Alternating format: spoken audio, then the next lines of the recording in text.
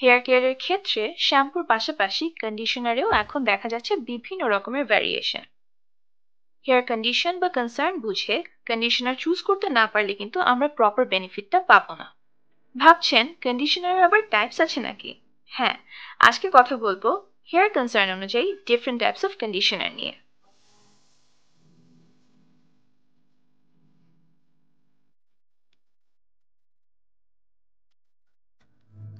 শুরুতেই অল্প কথা জেনে নেই কন্ডিশনারের কাজটা আসলে কি। কন্ডিশনার হচ্ছে বেসিকলি চুলের ময়শ্চারাইজার। কন্ডিশনারে থাকে হাইড্রেটিং অ্যান্ড ময়শ্চারাইজিং ইনগ্রেডিয়েন্ট, যা শ্যাম্পুর পর আমাদের চুলের হারিয়ে যাওয়া নারিশমেন্টটাকে ফিরিয়ে আনে। কন্ডিশনার শ্যাম্পুর পর আমাদের চুলের ওপেন কিউটিকলসগুলোকে ক্লোজ করে দেয় এবং একটা প্রোটেক্টিভ লেয়ার ক্রিয়েট করে। এই প্রোটেক্টিভ লেয়ার আমাদের চুলকে বাইরের যে কোনো স্ট্রেস যেমন হিট স্টাইলিং বা এনভায়রনমেন্টাল ড্যামেজ থেকে প্রোটেক্ট করে। কন্ডিশনার শুধুমাত্র হেয়ার লেংথের জন্য কাজ করে, স্ক্যাল্পের জন্য না। ডিফারেন্ট টাইপস অফ কন্ডিশনারের মধ্যে সবথেকে কমন 5টি ভ্যারিয়েশন হলো rinse out conditioner, leave in conditioner, volumising conditioner, moisturising conditioner এবং ডিপ কন্ডিশনিং মাস্ক। এ ধরনের কন্ডিশনার হলো most familiar and traditional conditioner. এই conditioner wet and freshly shampooed hair length থেকে হেয়ার এন্ডস পর্যন্ত অ্যাপ্লাই করা হয়। অ্যাপ্লাই করার 2 থেকে 3 মিনিট পর ওয়াশ করে ফেলতে হবে। রিন্স আউট কন্ডিশনারের ফর্মুলেশন কিউটিকল হেলথ মেইনটেইন করে। এছাড়াও চুলকে instantly detangled, manageable and soft করতেও হেল্প করে। রেগুলার শ্যাম্পু ওয়াশের পর সব ধরনের হেয়ার টাইপসে এটা ইউজ করা যায়। এই ধরনের কন্ডিশনারে mainly moisturising and protective ingredients থাকে এবং হেয়ার ওয়াশ ছাড়াই এটি ডিরেক্টলি চুলে ব্যবহার করা যায়।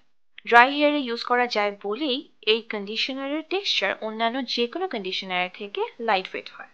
মেইনলি এটা হেয়ারে ইনস্ট্যান্ট শাইনি লুক দিতে এবং সফট করতে হেল্প করে। হেয়ার স্টাইলিং এর আগে চুলকে ম্যানেজেবল করতে লিভ ইন কন্ডিশনার ব্যবহৃত হয় বলে একে প্রি স্টাইলারও বলা হয়। চুলকে ম্যানেজেবল রাখতে ড্রাই হেয়ারে যে কোনো সময় এটি ব্যবহার করা যেতে পারে। শুধু হেয়ারের ময়েশ্চার বা হাইড্রেশন না, হেয়ারের ভলিউম এনহ্যান্স করার জন্য রয়েছে কন্ডিশনার, যা থিন ফ্ল্যাট হেয়ারকে ভলিউমাইজ করতে হেল্প করে। এ ধরনের কন্ডিশনারে এমন ধরনের ইনগ্রেডিয়েন্টস থাকে যা হেয়ারকে ইনস্ট্যান্ট ভলিউমাইজ করতে হেল্প করে। এছাড়াও এতে আছে প্ল্যান্ট এক্সট্রাক্ট যেমন ক্যামোমিল বা জিনসেং এক্সট্রাক্ট, যা চুলকে একটা ইনস্ট্যান্ট লিফটিং ইফেক্ট দেয়। হেয়ার ওয়াশের পরে ওয়েট হেয়ার এন্ডসে ভলিউমাইজিং কন্ডিশনার ব্যবহার করে কয়েক মিনিট রেখে দেন ধুয়ে ফেলতে হবে। এই কন্ডিশনার হেয়ারকে একটা টেম্পোরারি ভলিউমাইজিং ইফেক্ট দিলেও লং টার্ম ইউসেজের ক্ষেত্রে কিন্তু এটা কোনো পার্মানেন্ট সলিউশন না। এতে থাকা কিছু সার্টেন ইনগ্রেডিয়েন্টসের জন্য ফ্রিকুয়েন্টলি ইউজে এটা কিন্তু চুলকে ড্রাই করে দিতে পারে। যেহেতু ভলিউমাইজিং কন্ডিশনার চুলকে এক্সট্রা ভলিউম দিতে হেল্প করে, তাই থিন অ্যান্ড ফ্ল্যাট হেয়ারের জন্য এটা effective. Dehydrated, frizzy and rough হেয়ারকে ম্যানেজেবল অ্যান্ড সফট করার জন্য ব্যবহার করা হয় ময়শ্চারাইজিং কন্ডিশনার। এতে আছে fatty acid, oil, silicone, humectant ingredient, যা চুলের কিউটিকলগুলোকে রিপেয়ার করে চুলকে স্মুথ অ্যান্ড সফট করতে হেল্প করে। শ্যাম্পু ওয়াশের পর ময়শ্চারাইজিং কন্ডিশনার অ্যাপ্লাই করে অ্যারাউন্ড 2 to 5 মিনিটস ওয়েট করে দেন ধুয়ে ফেলতে হবে।